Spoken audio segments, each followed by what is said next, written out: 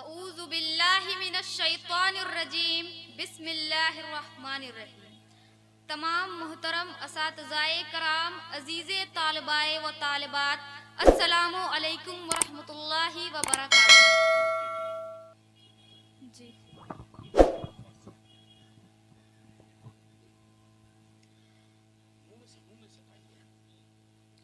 आज मुझे एक निहायत अहम और मुक़द्दस मौजू पर तकरीर करने का मौका मिला और उसका उन्वान है कुरान मजीद पर अमल।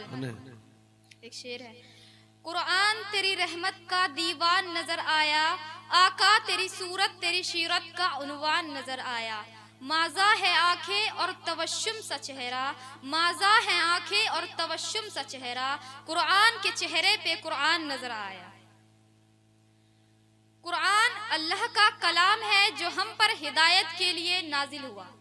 इसकी हर आयत हमारी कामयाबी का रास्ता है, लेकिन सिर्फ कुरान मजीद की तिलावत करने के लिए नहीं, बल्कि हमें इस पे अमल करने के लिए भी कोशिश करनी चाहिए। तमाम मोहतरम, अल्लाह ताला कुरान मजीद में फरमाते हैं, इन्ना हज़ल कुरान यहदी लिल्लती हिया अक़वम। यकीनन ये कुरान वो रास्ता रखता है जो सबसे ज्यादा सीधा है।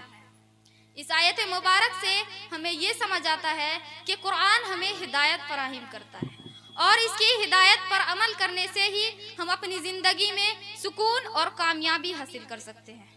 अल्लाह ताला ने कुरान मजीद को हमारी रहनुमाई के लिए नाजिल किया और इसकी रहनुमाई पे अमल करके ही हम अपने रब की रजा को हासिल कर सकते हैं। कुरान की तालीम ना सिर्फ हमारे इल्म में इजाफा करती है, बल्कि हमारी रूहानियत को भी बुलंद करती है। कुरान की तिलावत करने से दिल सुकून पाता है और जिंदगी कामयाबी की तरफ बढ़ती है। कुरान हमें सच्चाई, इंसाफ, मोहब्बत और बर्दाश्त की भी तालीम देता है। इस किताब में अल्लाह ताला ने दुनिया के तमाम इंसानों के लिए एक मुकम्मल ज़ाब्ता हयात मौजूद की है। एक मुसलमान के लिए कुरान की तालीम बहुत ज़रूरी है, क्योंकि इसके ज़रिए हम अपने रब की रज़ा हासिल कर सकते हैं और अपनी ज़िंदगी के असल मकसद को समझ सकते हैं।